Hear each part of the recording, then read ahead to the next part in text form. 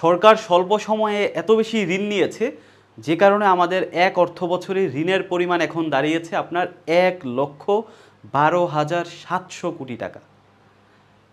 ঋণের উপর গত মার্চ মাসে শুধু এক মাসে সরকার ব্যাংক থেকে টাকা ছাপিয়েছে প্রায় ২০,০০০ কোটি টাকার মতো। এখন এই যে সরকারের এত বিশাল পরিমাণে যে ঋণ, এগুলোর ফলে বাংলাদেশের অর্থনীতিতে কী ধরনের প্রভাব পড়বে, বাংলাদেশের অর্থনীতিতে সম্ভাব্য কী দিকগুলা ঘটতে যাচ্ছে, এই পুরো বিষয়টি হচ্ছে আমরা আজকের ভিডিওতে বিস্তারিত আলোচনা করব। আমরা দেখি যে রিসেন্টলি বাংলাদেশের সংসদে আলোচনা হয়েছে যে সরকারের বর্তমান ঋণ এবং আগের ঋণ, অর্থাৎ গত জুলাই থেকে এবারের এপ্রিল পর্যন্ত আমাদের ঋণ দাঁড়িয়েছে ১,১২,৭61 কোটি টাকা। একইভাবে গত মার্চ মাসে শুধু এক মাসে সরকার ২০,০০০ কোটি টাকা ছাপিয়েছে। এখন এই যে সরকারের যে টাকা ছাপানো বা কেন্দ্রীয় ব্যাংকের যে মানি সাপ্লাই, পাশাপাশি যে সরকারের ঋণ, এটি বাংলাদেশের অর্থনীতিতে সম্ভাব্য কী ধরনের প্রভাব ফেলতে পারে, আজকের ভিডিওটি মূলত আমরা এটি নিয়ে আলোচনা করব। আপনারা জানেন আমরা হচ্ছে দি অ্যানাটমি অফ ওয়ার্ল্ড পলিটিক্স যে বইটি আছে, যেটি বিশ্ব রাজনীতির একদম বেসিক থেকে জিও পলিটিক্স, বিশ্বের ইকোনমি কীভাবে ফাংশন করে, রাষ্ট্রগুলোর পলিটিক্স কীভাবে ফাংশন করে, বিস্তারিত যে বইটি আছে দি অ্যানাটমি অফ ওয়ার্ল্ড পলিটিক্স, এই বইটি নিয়ে আমরা ভিডিও বানানো শুরু করেছি। তো বইটি এখন হচ্ছে আপনারা জানেন যে এটি বাংলাদেশের ইন্টারন্যাশনাল অ্যাফেয়ার্সের যে ক্যাটাগরি আছে আন্তর্জাতিক রাজনীতি, এটি বর্তমানে বেস্ট সেলার বই, যে কারণে আমরা সিদ্ধান্ত নিয়েছি যে আমরা এই বইটির উপর হচ্ছে আমরা চলমান একটি সিরিজ করব। এখন আমরা আজকের অ্যানাটমি অফ ওয়ার্ল্ড পলিটিক্সের সিরিজ হচ্ছে ৯ নম্বরে আছি। এর আগে আমরা ৮টি ভিডিও বানিয়েছি, সামনে আমরা বাকি ভিডিও যে কয়েকটা আছে সেগুলো ইকোনমি নিয়ে বানাবো, তারপর আবার আমরা ওয়ার্ল্ড পলিটিক্সে ব্যাক যাব। তো আজকের হচ্ছে আমরা ৯ নম্বর ভিডিওতে ইকোনমি নিয়ে আলোচনা করব, সামনের কয়েকটা ভিডিও আমরা ইকোনমি নিয়ে আলোচনা করব, তাই আপনারা হচ্ছে সাথেই থাকুন। এবার আসি এই যে সরকার যে ঋণ নিয়েছে, বিশ্বের প্রত্যেকটা রাষ্ট্রই আসলে সে যখন সংকটে পড়ে তার যে ব্যয় নির্বাহ যেটা আছে সরকার পরিচালনা করার ক্ষেত্রে সরকার ঋণ নিয়ে থাকে, এটা একটা স্বাভাবিক বিষয়। একইভাবে সরকার যখন সংকটে পড়ে, রাষ্ট্রের ইকোনমি যখন সংকটে পড়ে, কেনশিয়ান ইকোনমি অনুযায়ী প্রত্যেকটা রাষ্ট্রের সেন্ট্রাল ব্যাংক মাঝে মাঝে হচ্ছে তারা টাকা প্রিন্ট করে বা টাকা সাপ্লাই করে। এখন সমস্যাটা হচ্ছে সরকারের যে ঋণ এবং সরকারের যে টাকা সাপ্লাই, এটা আসলে সবসময় নেতিবাচক প্রবণতা তৈরি করে না। নেতিবাচক প্রবণতা আপনার ইকোনমিকে ধ্বংসের দিকে নিয়ে যায় তখনই যখন এই যে ছাপাকৃত যে টাকা আছে এবং এই যে ঋণকৃত যে টাকা আছে, এটা যদি সরকারের দায়িত্বে যারা আছে, আপনার প্রশাসন যারা আছে, এই টাকাটা যদি দুর্নীতি হয়, টাকাটা যদি ওয়েল ম্যানেজমেন্ট না হয়, এই টাকা দিয়ে আমাদের প্রোডাকশন বা উৎপাদন যদি না বাড়ে, আমাদের এই টাকাটা যদি আসলে পাচার হয়ে যায়, যদি দুর্নীতি হয়, তখনই আসলে সংকটে পড়ে। কিন্তু যদি আমাদের উৎপাদন বাড়ে, টাকাটা যদি ওয়েল ম্যানেজমেন্ট হয়, তাহলে কিন্তু আসলে সংকট বাড়ে না। এবার আমরা আসি যে আসলে এই যে সরকারের এত বিশাল পরিমাণে ঋণ এবং টাকা ছাপানো, এটির আসলে সম্ভাব্য প্রভাব আসলে কি, এটা আমরা ইকোনমিতে কিভাবে বিশ্লেষণ করি। প্রথমত দেখুন হচ্ছে আপনার এই টাকা ছাপানো এবং হচ্ছে সরকারের যে ঋণ নেওয়া, এটার কারণে আসলে কি ধরনের প্রভাব ফেলে। এটার কারণে প্রভাব ফেলে প্রথমত আমাদের একটা ইনফ্লেশনারি প্রেশার। ইনফ্লেশনারি প্রেশার যেটা আছে, এটা হচ্ছে আমরা যদি আরও একটু সহজ করে ধরি, বোঝানোর চেষ্টা করি। ধরেন যে আপনার রাষ্ট্রে এক অর্থ বছরে আপনার এখানে ধরেন যে হচ্ছে আপনার 10টা কলা উৎপাদন হয়েছে। এখন 10টা কলা উৎপাদন হয়েছে, এখন এই 10টা কলার যে ভ্যালু আছে, যেটা আমরা এর আগের ক্লাসও আপনাদেরকে বলেছিলাম যে 10টা কলার ভ্যালু ধরেন যে হচ্ছে আপনার এক একটা কলা 10 টাকা করে, একটা 100 টাকা আসে, সরকারের হচ্ছে আপনার সেন্ট্রাল ব্যাংক 100 টাকা ছাপিয়েছে। এখন আপনার কলা আছে 10টা, সরকার ছাপিয়েছে 100 টাকা, তাহলে প্রত্যেকটার মূল্য পড়তেছে আমার কলার দাম 10 টাকা করে। তাহলে এই যে 10 টাকা করে পড়তেছে, এখন সরকার যখন ব্যাংক থেকে টাকা আবার ছাপাবে এবং পণ্য যদি উৎপাদন বেশি না হয়, পণ্য একই পরিমাণে আছে, আপনার সরকার আবার নতুন করে টাকা ছাপিয়েছে, তখন আসলে আপনার যেটা হয় একটা ইনফ্লেশনারি প্রেশার তৈরি হয়। তাহলে আপনার এখানে 10টা কলা আছে, আপনি টাকা ছাপিয়েছেন 100, প্রত্যেকটা কলার দাম 10 টাকা। এখন কলার অবস্থা সেম আছে, 10টা কলাই আছে, আপনি নতুন করে টাকা আরও 100 টাকা প্রিন্ট করেছেন। তাহলে আপনি 10টা কলা সেমই আছে, আপনি 100 টাকা আরও প্রিন্ট করেছেন, তাইলে হচ্ছে আপনার টাকা হয়ে যাচ্ছে 200, কিন্তু কলা আছে 10টা, তখন হচ্ছে আপনার যেটা হয় এখানে কলার দাম বেড়ে 20 টাকা হয়ে যায়। অর্থাৎ এই যে 20 টাকা হয়ে যায়, এটাকে আমরা বলি যে ডিমান্ড পুল ইনফ্লেশন। কিভাবে হয়? ধরেন হচ্ছে আপনার কাছে যখন 10 টাকা থাকে, তখন হচ্ছে আপনি যে পরিমাণ ক্রয় করতে আপনার মনে চাবে, আপনি যে পরিমাণে ক্রয় করতে চাইবেন, কিন্তু আপনার কাছে যদি 10 টাকার বেশি থাকে, 20 টাকা থাকে, তখন কিন্তু আপনি আরও বেশি পরিমাণে ক্রয় করতে চাইবেন। অর্থাৎ এখানে ডিমান্ড পুল ইনফ্লেশন হচ্ছে আপনি সরকার যখন টাকা নতুন করে ব্যাংক থেকে ছাপাচ্ছে, তখন টাকার যে অ্যাভেলেবিলিটি, টাকার যে সরবরাহ, এটা বেড়ে যায়। আপনার আমার কাছে টাকার সরবরাহটা বেড়ে যায়। আপনার কাছে আগে যেখানে 10 টাকা ছিল এখন আপনার কাছে 20 টাকা আছে। তো এই 20 টাকা থাকার কারণে আপনি এটা সেটা ক্রয় করতে চাইবেন, কিন্তু আপনার পণ্য তো সেম আছে, পণ্য তো বেশি উৎপাদন হয় নাই, পণ্য তো হচ্ছে 10টা কলাই আছে, কিন্তু আপনার হাতে এখন 20 টাকা আছে। তা আপনার হাতে যখন টাকা বেশি থাকবে তখন সবাই এরকম যখন ক্রয় করতে চায় তখন তার ডিমান্ড যখন বেড়ে যাবে আপনার টাকা বেশি থাকার কারণে, কিন্তু হচ্ছে আপনার পণ্য উৎপাদন সেম আছে, তো সব মানুষের যখন ডিমান্ড বেড়ে যাবে, এগ্রিগেট ডিমান্ড যখন বেড়ে যাবে কিন্তু পণ্য অবস্থা একই অবস্থায় আছে, তখনই আমরা এটাকে বলি যে এক ধরনের মূল্যস্ফীতি প্রেশার তৈরি করে, ইনফ্লেশনারি প্রেশার তৈরি করে, আপনার হচ্ছে পণ্যের দাম বেড়ে যায়, টাকার ভ্যালুটা আসলে কমে যায়। তাহলে এটা হচ্ছে আমাদের সম্ভাব্য প্রথম প্রভাব ঘটে যদি সরকার যদি টাকা বেশি ছাপায়। দ্বিতীয়ত আসি আমাদের যেটা সবচেয়ে গুরুত্বপূর্ণ, সেটা হচ্ছে আপনার ক্রাউডিং ইফেক্ট প্রভাব। ক্রাউডিং ইফেক্ট প্রভাব কি, আপনারা জানেন যে ধরেন যে সরকার বর্তমানে ব্যাংক থেকে হচ্ছে প্রায় 40,000 কোটি টাকার মতো 52 দিনে সে ঋণ নিয়েছে। তাহলে আপনার রাষ্ট্রের সেন্ট্রাল ব্যাংক সহ আপনার রাষ্ট্রের যে ব্যাংকগুলো আছে এই ব্যাংকগুলোর টাকা তো সীমিত। ব্যাংক আসলে কোথায় থেকে টাকা পায়? ধরুন আপনি ব্যাংকে টাকা ডেপোজিট রাখেন, আমি ডেপোজিট রাখি, আরেকজনে ডেপোজিট রাখে, এভাবে মানুষ যখন ডেপোজিট রাখে ওই টাকাটাই তো আসলে ব্যাংকে থাকে। তাহলে এই যে ব্যাংকে যেই টাকাটা থাকে এই টাকাটা আসলে ব্যাংক কী করে? এই টাকাটা হচ্ছে ব্যাংক বিভিন্ন মানুষকে হচ্ছে আপনার সে ঋণ দেয়, বা হচ্ছে ধরেন আপনি একজন বিজনেসম্যান, আপনি হচ্ছে ব্যাংক থেকে গিয়ে ঋণ নিয়ে আসেন, আরেকজন হচ্ছে ইনভেস্টর এন্টারপ্রেনার আছে সে ব্যাংক থেকে ঋণ নেয়। তাহলে এখন হচ্ছে এই ব্যাংকে যেই টাকাটা আছে, ধরেন ব্যাংকে টাকা আছে আপনার কেমন, এখন এখান থেকে হচ্ছে সরকার হচ্ছে আপনার ঋণ নিয়ে নিয়েছে হচ্ছে 60 টাকার মতো। তাহলে আপনার ব্যাংকের যেই টাকাটা এটা যদি সরকার 60 টাকা ঋণ নিয়ে নেয়, তাহলে হচ্ছে যেটা দাঁড়ায় আপনার রাষ্ট্রের যারা হচ্ছে উদ্যোক্তা আছে, আপনার রাষ্ট্রের যারা বিজনেসম্যান আছে, আপনার রাষ্ট্রের যারা হচ্ছে ইনভেস্টর আছে, তারা আর ব্যাংক থেকে আসলে ঋণ পায় না। কেন ঋণ পায় না? কারণ আপনার ব্যাংকের যে টাকাটা, এই টাকাটা যখন সরকার বিশাল অ্যামাউন্ট অফ টাকা নিয়ে নেয়, তখন ব্যাংক হচ্ছে অন্য যারা ইনভেস্টর আছে, যারা বিনিয়োগকারী আছে, যারা উদ্যোক্তা আছে, যারা ব্যবসায়ী আছে, তাদেরকে আর টাকা দিতে পারে না, কারণ ব্যাংক অলরেডি টাকা সরকারকে ঋণ দিয়ে ফেলেছে। এরকম অবস্থায় যেই সিচুয়েশনটা তৈরি হয়, যদি হচ্ছে ব্যাংকের টাকা সরকার নিয়ে যাওয়ার কারণে এখন টাকার যদি অ্যাভেলেবিলিটি ব্যাংকে কমে যায়, ইনভেস্টর যারা আছে ব্যবসায়ী তারা যদি ঋণ নিতে না পারে, এই সিচুয়েশনটাকে বলা হয় ক্রাউডিং আউট ইফেক্ট। তাহলে ক্রাউডিং আউট ইফেক্ট যেটা আছে এটার প্রভাবটা কিন্তু অনেক মারাত্মক। কিভাবে মারাত্মক? আপনার রাষ্ট্রে প্রচুর পরিমাণে বেকারত্ব সৃষ্টি করে এই ক্রাউডিং আউট ইফেক্ট। কেন?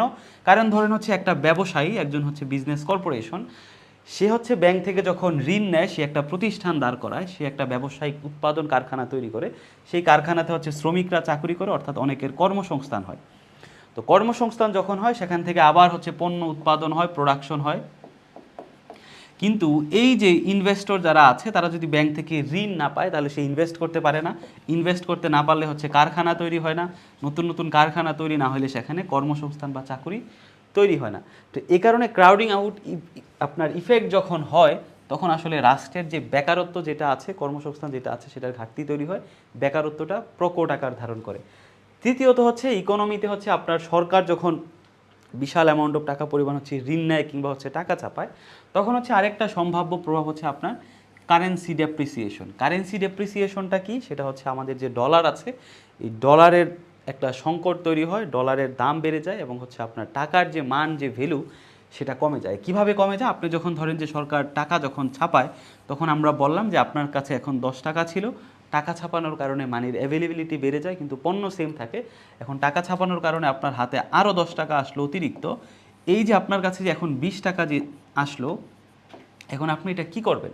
আমরা বললাম যে আপনার কাছে যখন টাকা বেশি থাকে আপনার তখন বিভিন্ন পণ্যের চাহিদা বেড়ে যায়, আপনি এটা কিনতে চান, ওটা কিনতে চান। আপনার যখন চাহিদা বেড়ে যায়, চাহিদা বেড়ে যায়, তাহলে ধরেন আপনার যেই পণ্যগুলো আপনার রাষ্ট্রে উৎপাদন হয় না, যেই পণ্যগুলো বিদেশ থেকে ইম্পোর্ট করে নিয়ে আসতে হয় আপনার, তাহলে ওই পণ্যের চাহিদা যখন আপনার বেড়ে যায়, তাহলে ওই পণ্যটা আপনার তো এটা বিদেশ থেকে আনতে হয়। তাহলে বিদেশ থেকে যখন কোনো পণ্য ক্রয় করবেন তখন কিন্তু আপনার ডলার প্রয়োজন হয়, তখন মানুষ আসলে ডলার ক্রয় করতে বেশি চায়। এক। দ্বিতীয়ত হচ্ছে এই যে মানুষ যে ডলার ক্রয় করতে চায় তখন আসলে ডলারের একটা চাহিদা বেড়ে যায়। কিভাবে চাহিদাটা বেড়ে যায়? আপনার আসলে রাষ্ট্রের ডলারটা কোথায় থেকে আসে?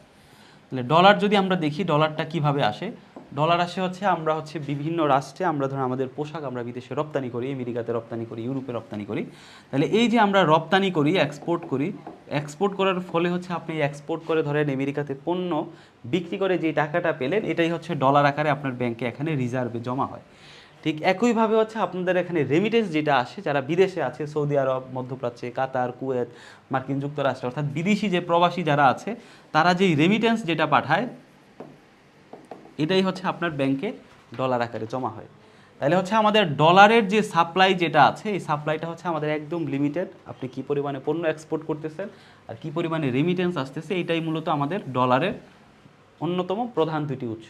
তাহলে ডলার কিন্তু আপনার ফিক্সড থাকতেছে, অর্থাৎ ডলার যদি আপনার $100 এখানে আসলো, রেমিটেন্স আর হচ্ছে পণ্য রপ্তানি করে ডলার 100 আছে, কিন্তু আপনার দেশের অভ্যন্তরে মানুষের কাছে টাকার অ্যাভেলেবিলিটি থাকার কারণে আপনার এই ডলারের চাহিদা বাড়তেছে। মানুষ হচ্ছে ধরেন বিভিন্ন পণ্য সে এক্সপোর্ট করতে চায়, বিদেশ থেকে ইম্পোর্ট করতে চায়, দুঃখিত, তার হচ্ছে বিভিন্ন পণ্যের চাহিদা বেড়ে যায়, যেটা আসলে বিদেশ থেকে নিয়ে আসতে হয়, তখন ডলারের উপর একটা এক্সট্রা প্রেশার পড়ে। দ্বিতীয়ত হচ্ছে আপনার যেটা হয়, আপনার রাষ্ট্রের যখন টাকার অ্যাভেলেবিলিটি যখন বেড়ে যায়, তখন হচ্ছে একদিকে যারা ব্যবসায়ী আছে, যারা ইনভেস্টর আছে, তখন তাদের হাতেও তো টাকার অ্যাভেলেবিলিটি বেড়ে যায়, তখন তারা আসলে বিদেশি পণ্য ক্রয়ের দিকে বেশি মনোযোগ দেয়, তখন আসলে ডলারের আপনার ডিমান্ডটা বেড়ে যায়। এই যে ডলার 100ই আছে, আপনার ডলারের সাপ্লাই 100ই আছে, কিন্তু আপনার ডলারের ডিমান্ড বেড়ে গিয়েছে ধরেন যে 200 ডলার, এখন আপনি ডলার কোত্থেকে নিয়ে আসবেন? তখন আমরা দেখি যে ডলারের দাম আগে যদি 110 টাকা থাকে, এখন সেটা 130 টাকা হয়ে যায়, অর্থাৎ আপনার টাকার যে ভ্যালু, টাকার যে ডেপ্রিসিয়েশন মানে, সেটা ঘটে। এই ঘটনাটা হচ্ছে আপনার শ্রীলঙ্কাতে ঘটেছিল, যখন 2020 থেকে আপনার 2022 সালের দিকে শ্রীলঙ্কা সরকার যখন অনেক পরিমাণে টাকা ছাপিয়েছে তার সেন্ট্রাল ব্যাংক থেকে, তখন মানুষের হাতে টাকার অ্যাভেলেবিলিটি হয়ে যায়, শ্রীলঙ্কার যে মুদ্রা আছে সেটা অ্যাভেলেবিলিটি ঘটে, মানুষ আসলে তাদের যে ডলারের চাহিদা বেড়ে যায়, পরবর্তীতে হচ্ছে দেখা যাচ্ছে তাদের টাকার ডেপ্রিসিয়েশনটা ঘটে, টাকার মূল্য কমে যায়।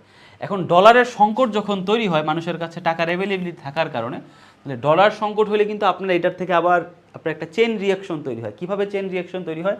আপনার ডলার তো সীমিত, আপনার সাপ্লাই তো সীমিত, 100 আছে। এখন ডলার মানুষের চাহিদা যখন বাড়ে, তখন বিশেষ করে যে সকল পণ্য আপনার বিদেশ থেকে আমদানি করে নিয়ে আসতে হয়, যেমন হচ্ছে আপনার জ্বালানি, আপনার হচ্ছে গম, আপনার বিভিন্ন খাদ্যশস্য, তাহলে এইগুলো হচ্ছে আপনি যখন আমদানি করেন বিদেশ থেকে, তখন কিন্তু আপনার ডলারের প্রয়োজন হয়। তো এখন এই ডলার সংকটের কারণে আপনি কিন্তু আর ওই নিত্য প্রয়োজনীয় পণ্যগুলো আর আমদানি করতে পারবেন না, আপনার রাষ্ট্রে জ্বালানি সংকট তৈরি হবে, আপনার রাষ্ট্রে খাদ্যশস্যের সংকট তৈরি হবে। তার মানে হচ্ছে এটার যে ইম্প্যাক্ট যেটা, এটা আসলে এক ধরনের একটা চেন রিয়াকশনের মতো তৈরি করে। ঠিক একইভাবে হচ্ছে আমরা দেখি যে আরেকটা হচ্ছে hyper inflation risk. Hyper inflation risk কি? এটা হচ্ছে আমরা বললাম যে সরকার হচ্ছে এখন 100 টাকার সমপরিমাণ পণ্য আছে, আপনার জিডিপি আছে, সরকার হচ্ছে 100 টাকায় ছাপালো। এখন এই পণ্য বা উৎপাদন আপনার একই রেখে সরকার যদি আরও 100 টাকা অতিরিক্ত ছাপায়, তাহলে এখানে টাকা হইল 200 টাকা। তাহলে এই 200 টাকা হচ্ছে আপনার যে এই যে সরকার যে 100 টাকা ছাপাইলো, ছাপানোর পরে আমরা বললাম টাকাটাকে এমনভাবে ওয়েল ম্যানেজ করতে হবে যেন হচ্ছে আমার 100 টাকার পণ্য উৎপাদন হয়ে 200 টাকার পণ্য হয়ে যায়। অর্থাৎ আপনি যে পরিমাণে টাকা ছাপাবেন, ওই পরিমাণে পণ্য যেন আগামী অর্থ বছরে আপনার উৎপাদিত হয়। এখন ধরেন হচ্ছে সরকার ছাপাইলো 100 টাকা, কিন্তু 100 টাকার পণ্য উৎপাদন হইল না, তাহলে হচ্ছে ওই যে ইনফ্লেশন যেটা বাড়লো, যে 100 টাকার পণ্য আছে, আমার টাকা আছে 200, এখন আবার পরের বছর হচ্ছে সরকার আবার 100 টাকা ছাপাইলো, তখন হচ্ছে পণ্য হয়ে গেল 300, তার পরের বছর আবার 100 টাকা ছাপাইলো, তখন হয়ে গেল 400। এরকম যখন হইতে থাকে, আপনার পণ্য উৎপাদন হচ্ছে না, কিন্তু আপনার টাকা একের পর এক প্রতি মাসে ছাপাচ্ছেন, তখন আসলে ইনফ্লেশনটা অনেক বেশি বেড়ে যায়, যেটা আসলে আমরা দেখেছি শ্রীলঙ্কাতে হয়েছিল, যেটা হচ্ছে জিম্বাবুতে হয়েছিল।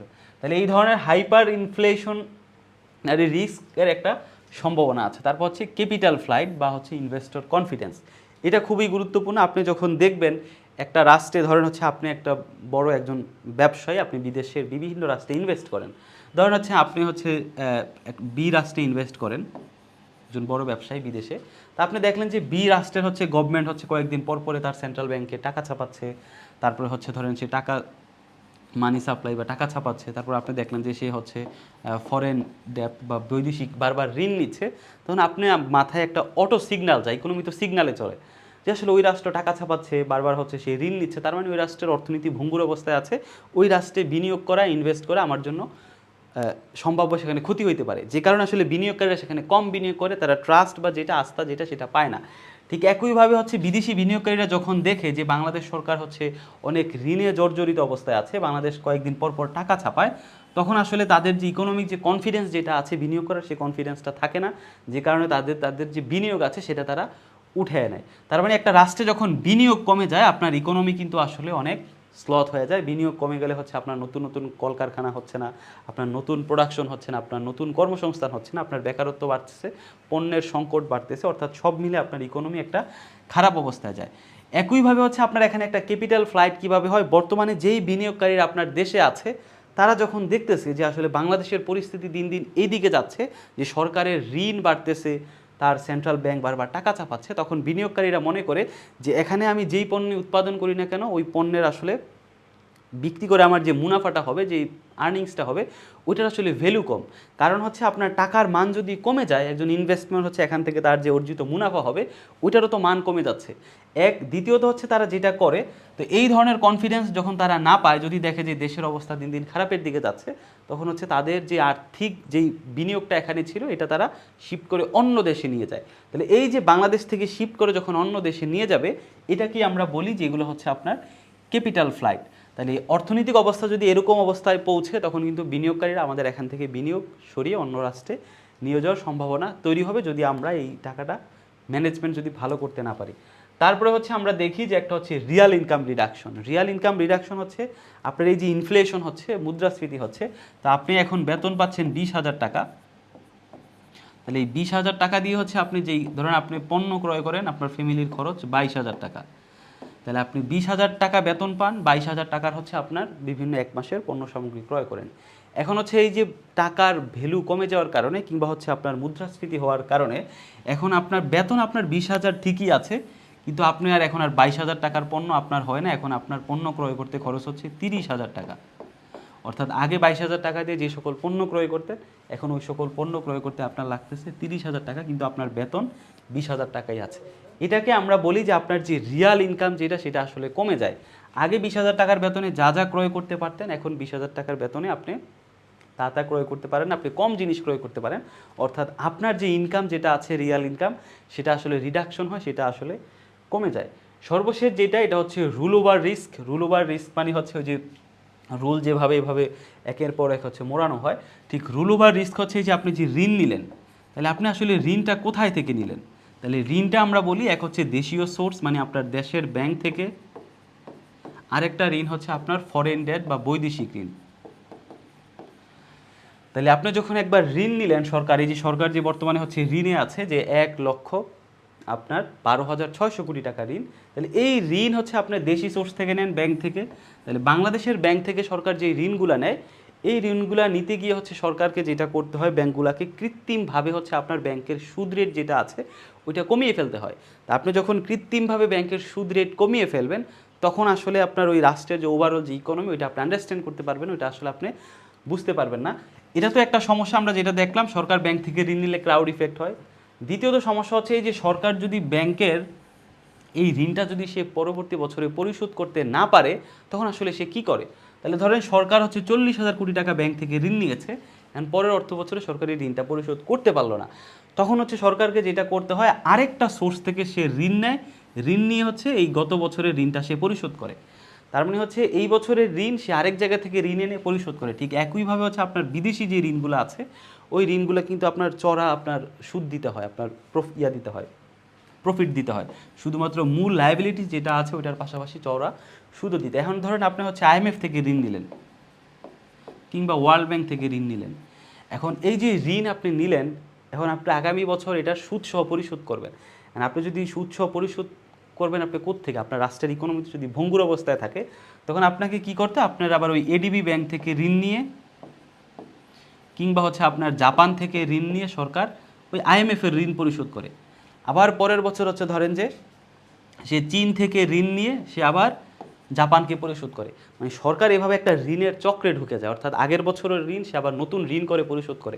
তাহলে এইভাবে ঋণের চক্রে যখন সরকার ঢুকে যায়, ওইটা কি বলে আসলে রুল ওভার রিস্ক। তাহলে এই যে বাংলাদেশে হচ্ছে সরকারের যে ঋণ এবং যে টাকা ছাপানো, এটা আমরা বলছি যে সরকার আসলে যদি যে পরিমাণে টাকা ছাপিয়েছে, আগামী অর্থ বছরে যদি ওই পরিমাণে তার নতুন পণ্য উৎপাদন না হয়, যদি জিডিপি গ্রোথ না বাড়ে, তাহলে হচ্ছে আমরা একটা বড় ধরনের সংকটে পড়বো, আমাদের ইকোনমিক ইনফ্লেশন হবে, টাকার মান কমে যাবে, বিনিয়োগকারী যারা আছে তারা আস্থা হারাবে, ক্যাপিটাল ফ্লাইট হবে।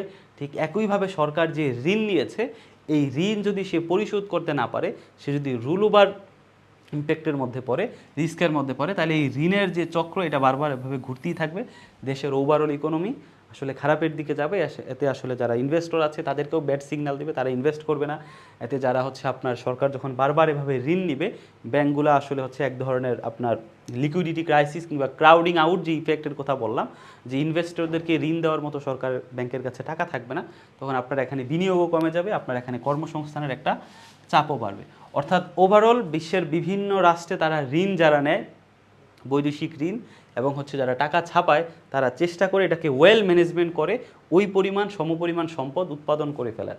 এখন প্রশ্ন হচ্ছে আসলে বাংলাদেশ কি আদৌ পারবে কিনা, যে পরিমাণে সে ঋণ নিয়েছে, সরকার যে পরিমাণে হচ্ছে আপনার টাকা ছাপিয়েছে, প্রিন্ট করেছে, এই টাকাগুলাই যে ঋণ থেকে যে টাকা সরকার পাইলো, প্রিন্ট করে যে টাকাগুলো পাইলো, এগুলা কি আদৌ ওয়েল ম্যানেজমেন্ট হবে কিনা এক প্রশ্ন। এই টাকাগুলো থেকে দুর্নীতি হবে কিনা এটা একটা প্রশ্ন। এই টাকা দিয়ে সরকার এমনভাবে ম্যানেজমেন্ট করতে পারবে কিনা যেটা দিয়ে আমাদের সমপরিমাণে পণ্য উৎপাদন করতে পারবে কিনা এটা একটা প্রশ্ন। যদি এগুলো সরকার যদি এখানে যদি দুর্নীতি হয়, এখানে যদি ওয়েল ম্যানেজমেন্ট না ঘটে, যদি সমপরিমাণ পণ্য উৎপাদন যদি করতে না পারে, তাহলে দেশের ইকোনমি কিন্তু এক গভীর সংকটের দিকে যাবে। এবং এটা আসলে অনেক ভয়াবহ একটা সিগন্যাল মার্কেটকে দিবে, যেই সিগন্যালের কারণে আমার এখানে কর্মসংস্থান থেকে শুরু করে রাষ্ট্রের ওভারঅল যে ইকোনমি আছে এটা একটা ডাউন টার্নের দিকে চলে যাবে। তো এই ছিল মোটামুটি হচ্ছে আমাদের আজকের ভিডিও। খুব শর্ট করে দেখানোর আপনাদেরকে চেষ্টা করেছি। পরবর্তী ভিডিও যেটা আছে আমরা সেটা ঋণ খেলাপি নিয়ে তৈরি করার চেষ্টা করব, যেটাতে আমরা পুরো বাংলাদেশের ওভারঅল ঋণ খেলাপির চিত্র কীভাবে হয়, কেন হয়, বিস্তারিত তুলে ধরার চেষ্টা করব। ধন্যবাদ সবাইকে।